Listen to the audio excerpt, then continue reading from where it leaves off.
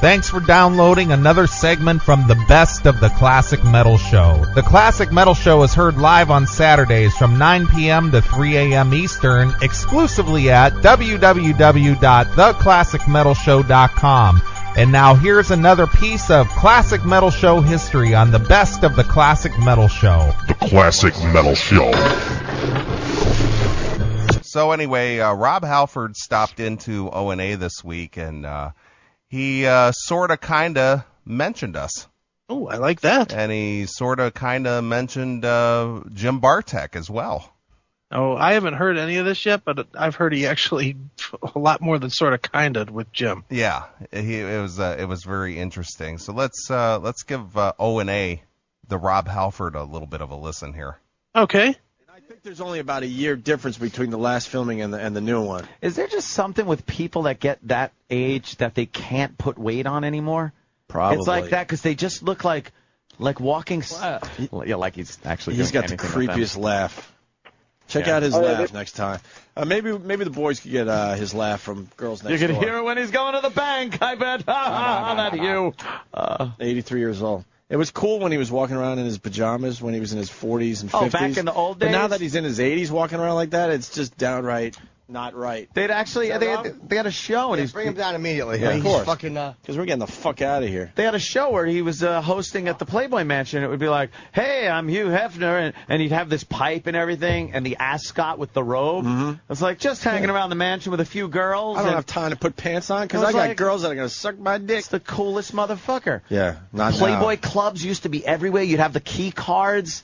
I didn't. I was too young. How old are you? I was too young. I was too young, but I remember uncles and stuff like that. Yeah. And my dad had the Playboy Club cue. Oh God, the key cards. And there. Oh man, the fucking Rob Halford, get your ass in here. Yeah. Rob Halford, everyone. Nice. What's up, Rob? Mr. Halford. Been seeing you all over the television, all over the telly lately. That morning show. Yeah, huh? Yeah, so you're doing morning 4 show. a.m. wake-up call. And I'm like, all right, there's Rob Halford. We know him, heavy metal god, and he's selling clothes. Like what? I was only there for the male models. Was that it? Look at Rob making a gay joke on himself already. It's great. I was only there for the male models. It's great. Wow. Alfred. The one was really hot. I saw a few of those. I thought maybe you handpicked them. No, but somebody must have been thinking about me. Do you know my type? Holy shit. Jeez. Somebody must have been thinking about me. They know my type. Wow. Just to ask you, do you have a type, or I'm sure you do. What is it, or what do you find? No, anything with a penis works for me, so don't get too close right now. Wow. Jesus. Right out the gate. Yeah, right out the gate. Good Lord. Anything with a penis works for me? Gee whiz. I'm a little bit disgusted by this. You should all taken a piss with us before. We were doing the you hold mine, I'll hold yours on the bathroom. Yeah, we're all pretending to make eye contact. There's a really funny video on YouTube from Holland where there's like three guys standing at the urinal, and the one guy reaches over to the other side, and the other guy reaches over to the other side. It's some strange like Dutch comedy, that's their kind of twisted sense of humor, which is why I have an apartment in Amsterdam. So it seems like now it's like you're joking about it, you're very comfortable. It's like when you came out, it sent like shockwaves, and then all of a sudden you're back in, you're doing Judas Priest, and nobody cares. That just shows you the thank you. That it just shows you my audience don't give a shit, quite frankly. They just want me to get on stage and do my gig. Just want you to rock. And I thought it was great. I thought it just showed you that the people that support me just don't care about that kind of stuff. Yeah. What finally made you do it? Like, I know it's a huge decision. It's a big decision, and there's probably people listening now that might be thinking about, should I step forward? Or sitting to your left. Yeah, you got. they misunderstand. He looks like he's just coming from the meat part. What's that part of New York? Meat packing district. The meat packing district. Lord. Jimmy, he's a character. He is. strict. Who doesn't love a girl in a dress with an extra gift? Jesus, they act like they've never fucked a tranny, Rob. I don't get it. Jesus Christ. It's just girls with giant clits. Yeah, so anyway, yeah, it was a good thing to do. It's a great moment. Was it something, was somebody threatening to out you, or did you just go, you know what, it's time? No, I mean, if they'd have outed me, I could have, quite frankly, give a shit. At that point in my life, I was just having so much fun with my musical career, and especially being able to fulfill a lot of my music outside of Priest. I was just ready for everything and anything, and it felt like the right thing to do. I would have never have done it while I was in Priest because I loved my band so much, and I think that's the big dilemma that people that are going through this struggle have to face. You're putting everybody else first, and that ain't the way to live. You've got to put your own house in order, and then you can have, you can do whatever afterwards. Especially with a band like Priest, because that, especially at that time of just in the 80s, metal like that. 80s with Vince and Nicky and all those other great guys, and the irony is all the guys were looking like chicks in the 80s in bands. They got all the fucking lipstick on and the rouge and the fucking like tranny hairstyles and stuff. How ironic, but no. Anyway, it took a while, but it's been out in the open now since 93. Have you been politics? Look at Jackal One in the chat room. These guys are dickheads. A lot of people don't like O&A. I wonder why that is. No idea. I find them extremely funny. I think they're hysterical. It's all about Howard, man. These guys ripped him off. No, please. People asked you to be political about it. Yeah, they have. And I'm seeing Larry a little bit later on, like Mr. Flick. On his show, but I'm not smart enough to do it. Wait, Rob, you've been out since '93? Yes. I'm not smart enough to deal with the issues. There's far more articulate people that know what's really going on. I know what the basics of the struggle are, but whatever. To you, does it just seem like, this is my life, and I don't have to get up on a fucking, pulpit and discuss this, that, exactly. the other thing. It's just, all right, here it is, but now I'm going back to doing my music. Yeah, that's all I live for. I've been, I've been a professional metalhead for 39 years now, doing what I love. And just because of this thing that's also there. You don't have to be a spokesperson. Exactly. I just give me a mic and let me wail. A bill, a peach, whatever. I agree. He's a dickhead for saying something like that, man. It's pretty funny. It is a good fun. It was a good line. I know a really hot mic in the Navy, actually. The Navy. Is that a stereotype? I'm working my way through the arms. Is that a stereotype or just a joke that gay guys like the guys in the Navy, or is the Navy the one that? No, it is. I think that's just it's a joke. It's a stereo. It's a stereo. But on that point, I would just like to give a shout out to all the veterans because it's Veterans Day today. Yeah. So I even though I'm a Brit and I spend most of my time in this country, I know how important this day is for the vets. We've been pals with the Brits since like the 1700s. Yeah, we gave you this country. We said you want America, 18s. keep it. We'll go back to our little island in the middle of the Atlantic. Sent a few people over to make us feel good, like we won it or something. Like, oh look, let them think they won the fucking country. Yeah, we don't even want the shit anymore. Yeah, but there are some residual things hanging over. Like we have the tea over in England. Yeah. But you Americans like to do the tea bagging. Tea bagging, yes. You're heavily into the tea bagging. We like to do the tea bagging. Halford's. This is not the guy we interviewed last week. Not at all. He was really like proper and very well spoken, and he's just cutting loose with these guys. Just throwing it like he's been drinking or something. No, my friends are texting me going, the Americans are teabagging them. At last. They figured it out. We took a boring beverage and made a fun scrotal humiliation out of it. Jimmy's a character. We took a drink and made a fun scrotal humiliation out of it. Lord. Jesus Christ. And here's the thing. Here's the great statement. It's like I went and saw you guys. I'm a Heaven and Hell freak, and I fucking love Priest. And I went and saw Heaven and Hell Priest in Jones Beach. And it's like nobody can care about anything about your personal life watching you perform. It's exactly. Like it's Halford and it's Priest, and the fucking it was as good as it was fucking 20 years ago. I mean, your voice is that was a great up. tour. That was an amazing tour. The Metal Masters tour. Yeah, it was Motorhead. And it pissed down with rain again. Oh, did it? At Jones Beach. It always rains. She's a fucking bitch like that. It always rains, and you got to get all the gear through a tunnel. That's God angry with your lifestyle. That's strike me dead. Oh boy. I tell you what, I agree with Jackal One. These guys are dickheads. I can't believe they're treating a metal god like that. I want to know, where's our reference? I'm not hearing it. It's coming up. All right. I mean, if you want me to get straight to it, we can skip all this and get right to that. Here, I'm just curious where we are. God doesn't want to strike him dead, so he just, a little rain on everyone. A little rain, yeah, ruining my hair. But, yeah, that's apart from whatever, it's a real good venue, and all the Strong Islanders are there just going crazy for the band. And how do you keep your voice, like, because a lot of singers, man, they just lose it over the years, and you, one thing I've heard about you is you've kept that voice. I don't know what it over is. The years, I was man. talking to Alice yesterday back in Phoenix doing his show, and Cooper. Yeah, and we were just talking about the way we deal with it, and Alice has got a remarkable voice for the the character that he plays and the stuff that he works on. We both use these in-ear monitors, which is a real blessing, because up until that point you were screaming above the guitars and the drums and trying to get yourself heard. Did you ever feel, though, in the early days where you did have stage monitors blasting at you, that it made you push more? Yeah. And almost...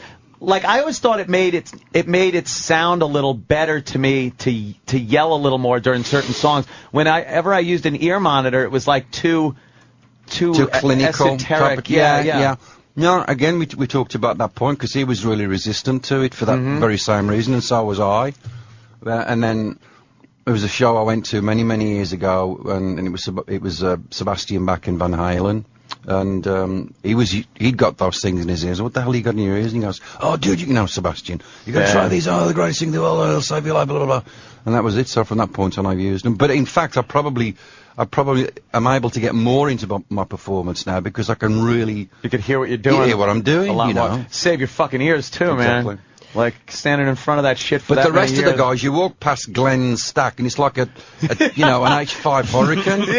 I mean, it's just this wall of fucking noise. It's just and then he's got the monitors, and he's, Did you get the wind blowing in your face, he's pulling his skin back, and he's standing You're feeling there, you're feeling the speakers, the air coming off of him. How the hell does it? Well, Rob sounds like he's definitely a different guy in their studio. Yeah, he's real. Just letting loose. All right. Well, he takes a couple of phone calls, and the one guy calls in and asks about Nostradamus. Okay. Let's go to Maximum. Maximum. We got Rob Halford in studio. Yeah, Rob. Maximum. Is that your real name? Is that your real name, Rob? Is that like Trojan Maximum? Maximum. Anyway, bro, what's up? Well, I just want to tell Rob that Judas Priest was the first metal band I ever listened to. Yeah, right. You guys fucking rocked. And Thank I kind of you. got out of you guys, wasn't really listening to you. And recently I heard Nostradamus. Yeah. And I thought it was older shit. I mean, you still have it. You sound great. You're fucking awesome, Rob. Thanks, man. I really appreciate it. That's really cool. Do you know about this guy in Cleveland who has listened to Nostradamus every single day of his life since it came out? Really? Yeah, he's listened to it about, I don't know, when did that record come out? Like almost 2 years ago. So he's listened to it close to 1,000 times. 1,000 times, and he dresses up like Nostradamus. Now, where did he get that? He dresses up like Nostradamus. Well, he does. There's a picture of Jim. I know, I saw the picture, but I thought that was just like photoshopped or something. No, that's Jim. Jim's at the he's having his conclusion party next Saturday in the afternoon, which, by the way, if anybody wants to go, it's at the Maple Grove in Maple Heights, Ohio. Okay. And allegedly, I might be out there, and I might be broadcasting on the CMS radio network from there. Okay. But anyway, Jim will be in full Nostradamus gear. Okay. So, yeah, he has worn the gear, but, I mean, not every day. Sure. Like once. And he's a bachelor, but he has a dog, and he sits there and comes home from work, and he dresses up as Nostradamus, and he gets his dog, and he puts it on, and he sits there, and he listens to the whole record, an hour and 40 minutes, or whatever it is, to CDs of Nostradamus. That's just I don't know what it is. It's insane It's a little insanely bit. it's the most insanely dedicated Priest fan you could ever wish to know. But I was just talking to some friends in Cleveland on the radio the other day, and they go, hey, I said, what's up with Jim? He goes, you might have to stop listening, it's there's some strange things going on right getting now. A little odd. We're getting to about 958 plays. Look, he calls us friends. Yeah, we're his friends. I like that. Yeah, I was talking to some friends in Cleveland the other day on the radio. I officially think this is the greatest Rob Halford interview ever. Right. After work. So, but that just goes to show that Priest fans are the best fans in the world. What does he do for a living? That's the important question. I never asked him. I met him. I never asked him. Please find out what he does, because he might just drive around and lop heads off. Serial killer. Jimmy is just so funny. Well, that could be true with Jim Bartek. Yeah. So there you go. Rob kind of threw a little mention, That was a stronger mention than Tony gave us. Right. Friends in Cleveland. That was the metal god. Yeah. Friends in Cleveland beats the other internet DJs. Yeah, Friends in Cleveland is definitely stronger than the other internet DJs. Right. You suck, Tony. In case you've forgotten, you really do suck. It's hysterical. This is a guy that's destined for the Rock and Roll Hall of Fame. And he called us friends. Right. And Tony, who's destined to be a loser for the rest of his career, called us the other internet DJs. Mm-hmm. Thanks, Tony. Thanks a lot. 2 CDs of Nostradamus. That's just... I don't know what it is. It's insane it's a little insanely bit. It's the most insanely dedicated Priest fan you could ever wish to know. But I was just talking to some friends in Cleveland on the radio the other day, and they go, hey, I said, what's up with Jim? He goes, you might have to stop listening, it's there's some strange things going on right getting now. A little odd. We're getting to about 958 plays, after work. Jesus. So, but that just goes to show that Priest fans are the best fans in the world. What does he do for a living? That's the important question. I never asked him. I met him. I never asked him. Please find out what he does, because he might just drive around and lop heads off. Serial killer. So there you go. Rob throwing a little mention in a roundabout way to us. Yeah, I like that. Mm-hmm. It's good stuff. So once again, we are those other internet DJs. Oh, hey, we're getting good at that. We're getting good at picking out when we're referenced. Right. And then half the time we're referenced by name, and it's not really us. It's Eddie Trunk Show. Right. Exactly. Yeah. That classic metal show is renewed for another season. So I read in a headline today. Yeah, on that frantic website. Yeah. I set that up on the Twitter. That's up there. Oh yeah. Oh, nice. It's Twittered. Nice. Tweet or whatever. Right. Well, evidently our interview with Rob has been drawing some comments from people saying that they thought we were being very disrespectful to Rob. As compared to what we just heard. Yeah, as compared to that. Yeah, no kidding. Jeez. Yeah. But people, you put the Rob Halford interview up on the YouTube page, and people have the opportunity to go over there and comment on it. Sure. And some of the comments over there this week about that is that we were being disrespectful to him, and we shouldn't be treating the metal god that way, and so on and so forth. And I just found it interesting. I thought I'd kind of read down through a couple of these comments here. And let's go through this, because I honestly, and I've listened back to it several times, and I thought we were nothing but cordial with them. Right. We were honest. Right. We didn't ask him, we didn't give him the whole, oh, God, it's great. We're talking to Rob Halford. Rob, everything you've ever done has been great. Sure. We called it the way it was, but we weren't I don't think we were disrespectful to Rob at all. I don't think so either. I think we did ask some straight ahead, very pointed questions, but not in a disrespectful way. I didn't think we were disrespectful at all. I didn't think so either. And to be honest, I don't think Rob did. Believe me, if Rob thought that, I would have heard about it. Yeah, sure. And I mean, Rob seemed to be enjoying himself and rolled with the punches and had a good time. Right. So I don't know. Well, let me see here. Let's see what some of the comments here. I have the Halford 3 disc, and it is totally different from any other Halford or Priest release. I love it. These guys are rude to Rob. These guys are rude to Rob. Yeah. Yeah, very straight to the point questions. Rob's a great guy, though, seems like, and he just shakes it off. He's great. Okay, and that's fair. I'll kind of agree with that one. We did ask him some straight ahead, harder questions. Right. So that's fine. Then the next one, this sounded like a kind of hardball interview. Some of the questions were kind of offensive. But Rob takes it all with a grain of salt and laughs it off. What was offensive? Probably. What do you think this guy perceived as offensive? Maybe what were you thinking? With maybe he found that offensive by saying, what were you thinking when you wanted to do this? Yeah. So.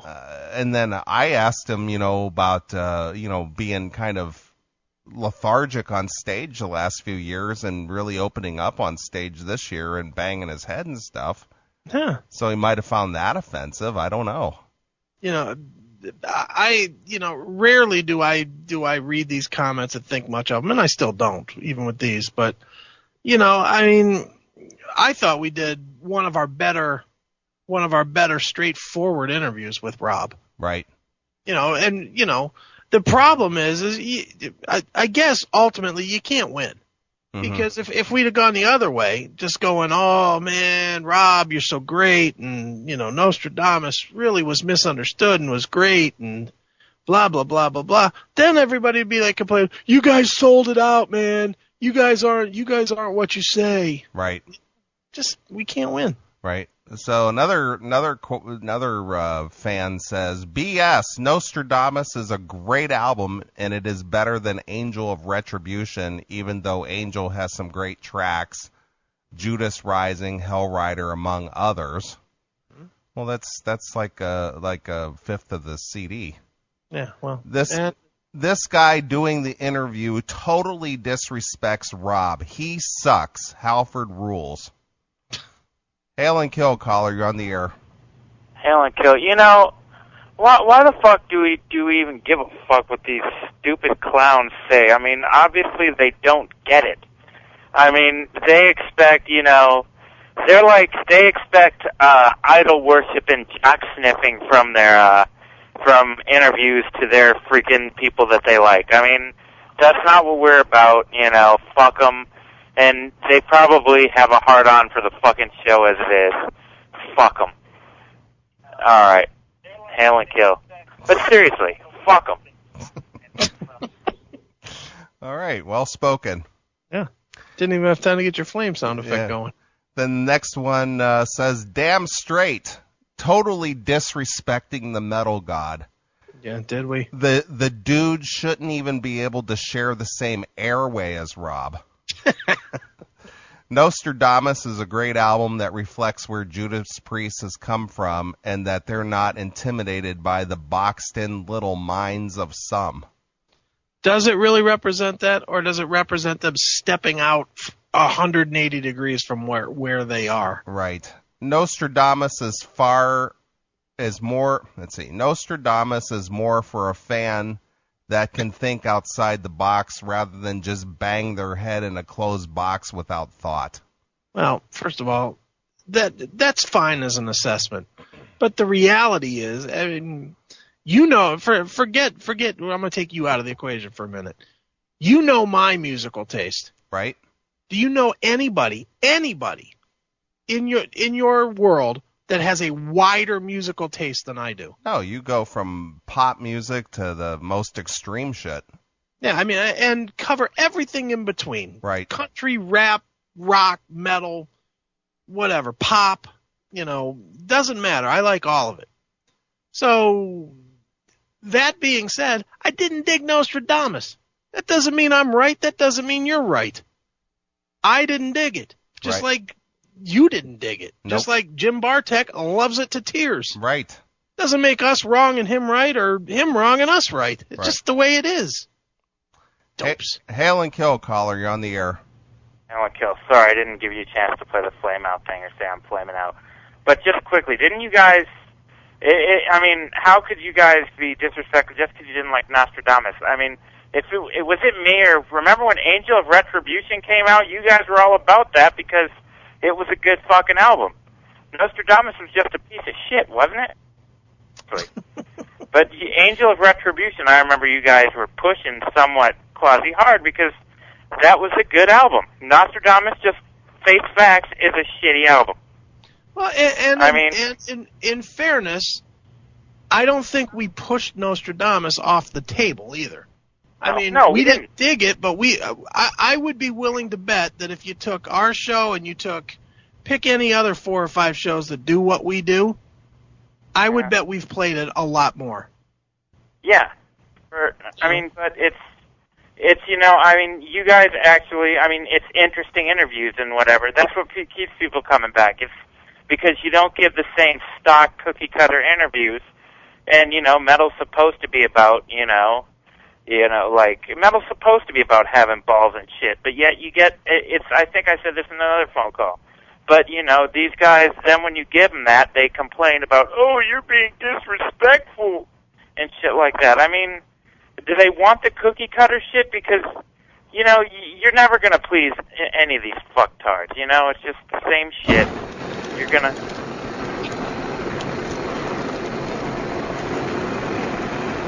Okay, seriously, I want your take on how much do you think we played Nostradamus since it came out? We honestly, for Jim Bartek, I think we've played a song from that at least maybe once every month or so since it came out. What are you, program director now? No, but Jesus Christ, you guys just fuck with me sometimes. Well, I'm glad that you did that. But seriously, I want to hear your take on that. Do you think it's hate from the same people that, that always hate on us? And I think, is it just, metal fans being fickle, because they can be the biggest pains in the asses. You can't make them happy. Well, what it is, MOL, it's people who have a favorite. And they're the people who are scanning the internet looking for some kind of information, news blurbs, anything on their favorite artist. And if you don't concur with the way they feel about their artist, you're an asshole. And really, Halford's a very big name. Case in point, you, Chris, and Neeley, Chris, you pretty much you fucking said that the new Slayer is shit. Do I disagree? Yes, but I don't sit here and say, oh, how dare you say that about Slayer and shit like that. But, but maybe it's because I get it, And Jim Bartek still listens to the show every fucking weekend, and he listens, and he puts up with your trashing Nostradamus just fine. And it's not even trashing; it's just saying it's not a great album. Well, it just goes back to just what you just said there, MOL. Just a few minutes ago, I was playing some O&A where they were goofing on Rob and making all kinds of gay jokes, and no one said. And Jim said these guys are assholes. These guys are dickheads, and I'm thinking, God damn, is that funny?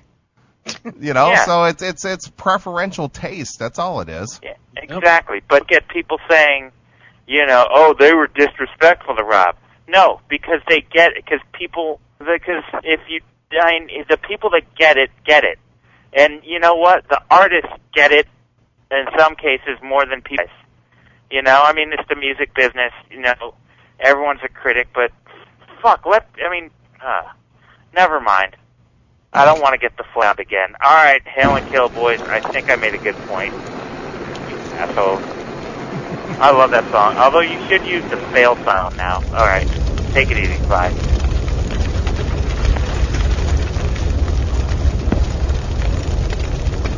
First, take a big step back and literally fuck your own face!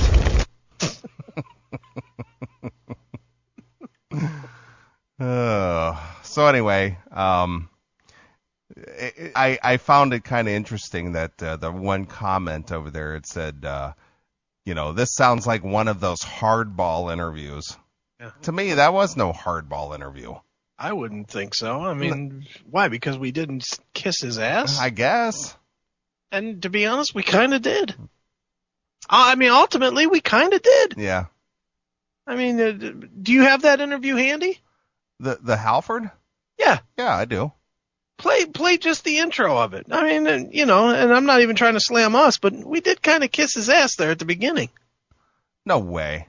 Yeah, we did. No way. Not now, not never. Not now, not never.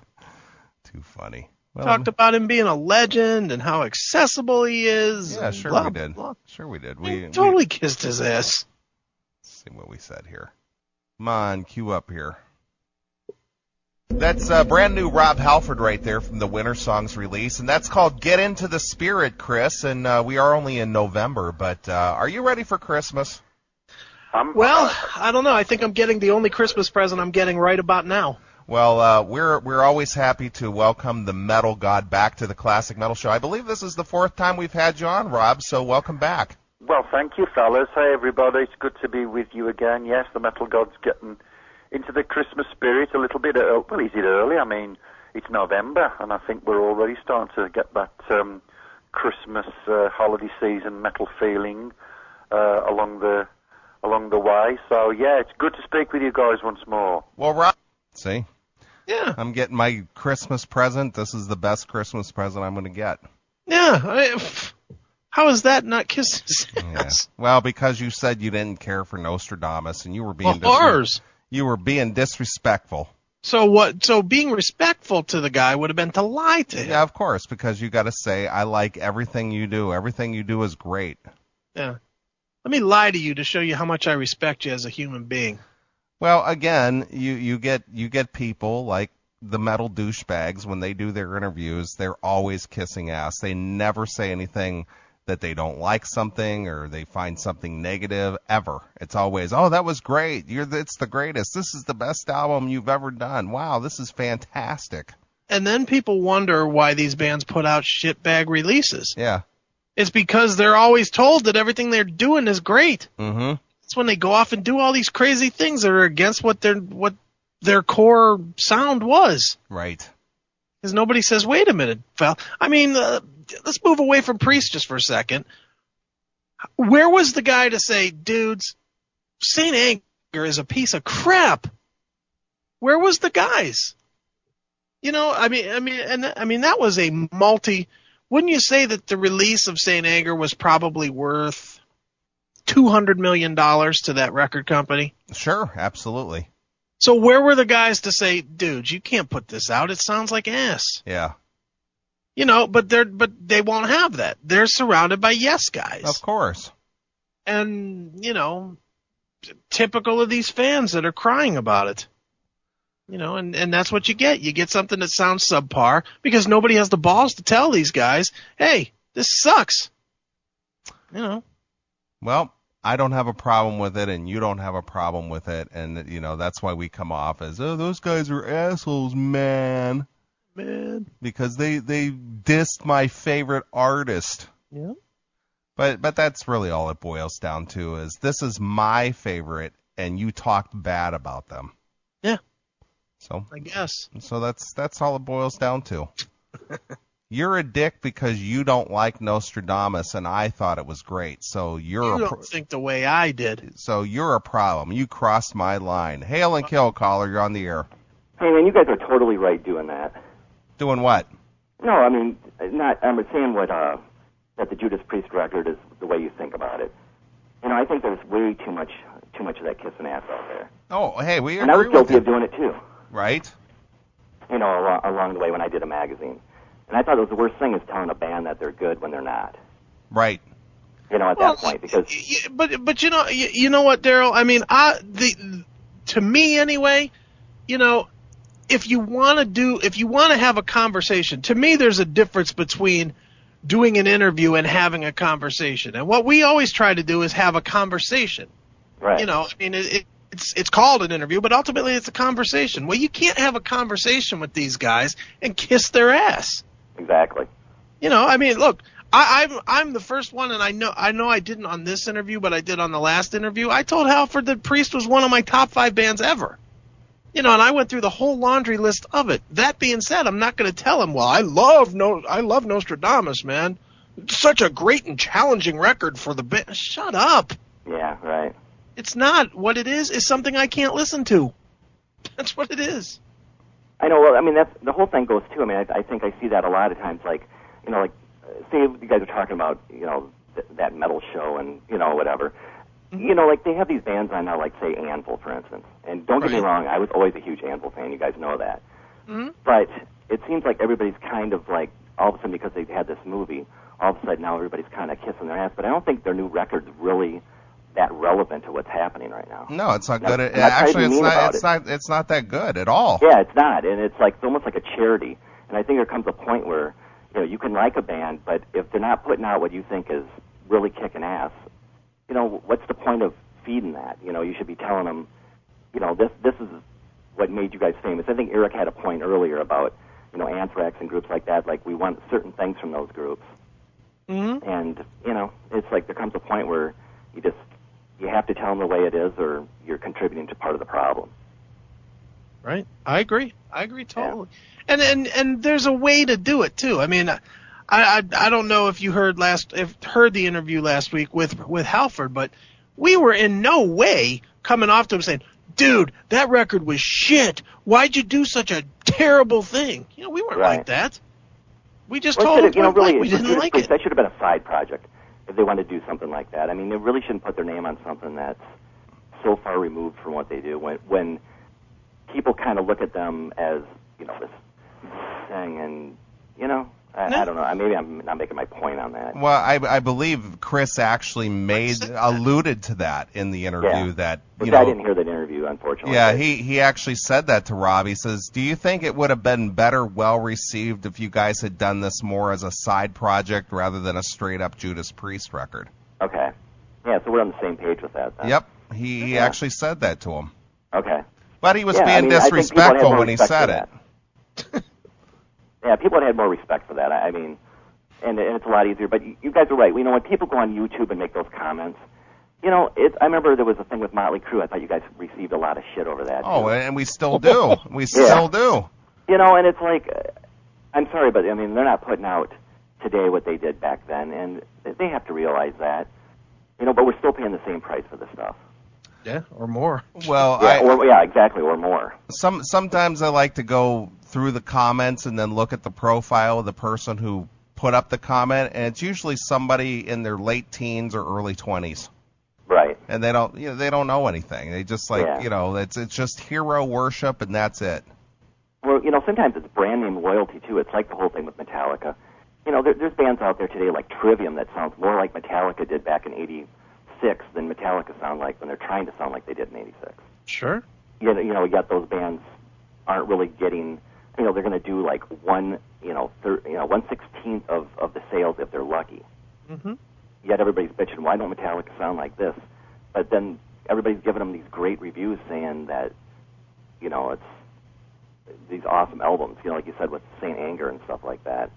Yeah, that was just a horrible record. I mean, the new one is better still, but I would still say if I was talking to him, I'd still say, it almost sounds like, old Metallica with 90s James, Well, the question I always have, and Metallica, I mean, I don't know if you've interviewed them before or not, but I have interviewed them before, and they come preset with a laundry list of here's what you're not allowed to talk about.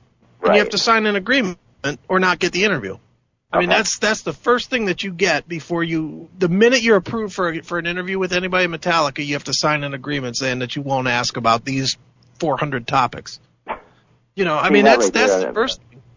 But if you think about it, and I know you follow the news stuff and certainly did when Saint Anger came out, did anybody anywhere read an interview, a quote, a statement said directly to anybody in Metallica, hey, this thing stinks?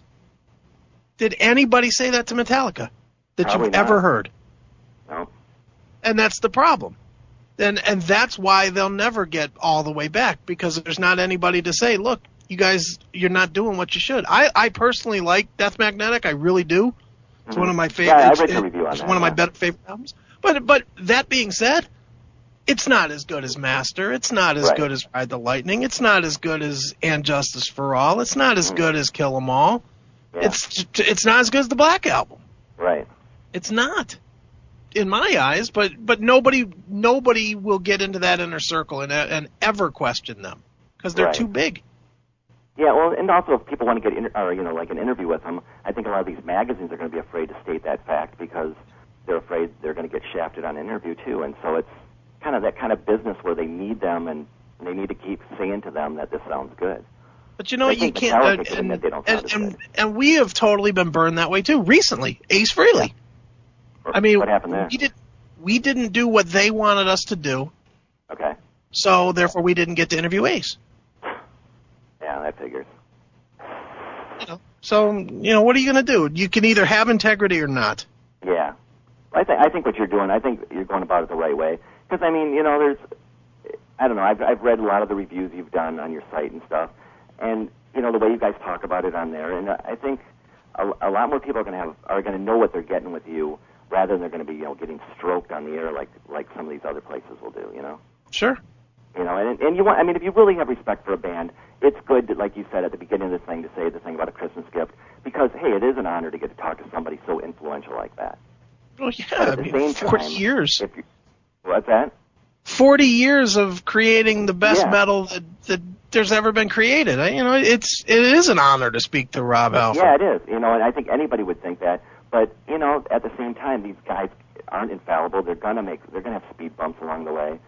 Sure. In their careers, and they need people to remind them of that to get them back on track. And it's what you should be doing. So. Well, it's the same way with George Lynch. When we've had Lynch on the show, both Chris and I have interviewed Lynch, and when I had him on the show a year ago, and we talked about that Smoke This, my question was, what were you thinking? Right. What were you thinking? And he was like, I wasn't.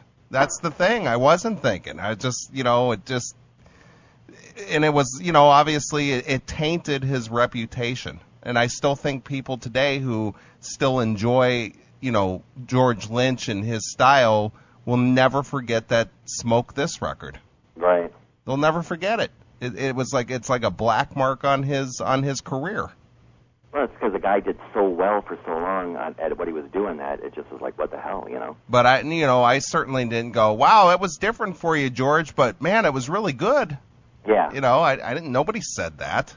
You know what though, man? There are so many examples of bands that get nothing but stroked, and as they keep getting stroked as being these great bands, their music goes to shit. Look, Van Halen, Aerosmith, Metallica. Megadeth. Pick a band, really. Pick a band that is popular, and you'll see that the bigger they've gotten, the less they get told that they're not doing good work, and the less good material they put out. Right, exactly. And so many bands did that in the 80s, too. I thought, like, even somebody like Whitesnake, when they started getting bigger, I mean, when they got really huge everybody was, like, acting like this thing came out of nowhere, but it sounded almost the same as the Slide It In record, but they did like 10 times the sales, and then they thought they could just keep repeating that, and then, the next year they do like a third, maybe the eighth of what they did, before they just kind of dropped off the radar completely. Mm-hmm. Yeah. But I'm sure everybody around them told them it was the best thing they've ever done. I'm sure. Dude, even look at bands like Motley Crue. Motley Crue peaked, to me, in my estimation, I don't want to talk musically peaked, but career-wise peaked, probably at Theater of Pain. Yeah. Is that a fair assessment? I think so. Well, yeah. I'm personally, I thought they, Shout at the Devil's like, to me, more of their peak, but I thought they started musically. But as far as music and popularity, because of Home Sweet Home, I'd say Theater of Pain. Oh yeah, that's true. That they broke some new ground with that. But then after that, then they thought they were infallible, and they did, Girls, Girls, Girls, which was, 2/3 a garbage album. Yeah, right. Dr. Feelgood is good, but. It was okay. Yeah. Again, Dr. Feelgood, first half of the disc, great. Second half, just a bunch of stupid songs. Oh yeah, there was a lot of filler on that, but they did have some really strong songs on that. Then after that, I don't know what happened, Yeah, Generation Swine. Yeah. That's horrible. Well, I think they were on the right track, even though it was just a single when they did Primal Scream. That was a good song. That was a good song. That was they ballsy. should've stayed with that. They should have stayed with that, but then, of course, that's when they had their problems with Vince, and he got booted shortly after that. Yeah. Then they put out the only truly start-to-finish great album of their career, the Karabi record. Right. So. Yeah, that was a heavy crew record. I mean, they should have learned a lot. I mean, even though the sales weren't there, I think people had a lot of respect for that record and still do. Yeah, they do, but you hit it on the head. It didn't sell. Yeah. And again, there was nobody when Vince came back. Am I wrong in thinking Vince's return album was Generation Swine? That was it. That was it. Yeah, that was it. Mm-hmm. And that's the worst album of their career. But there was nobody that would stand up to him and say, "Guys, this sucks."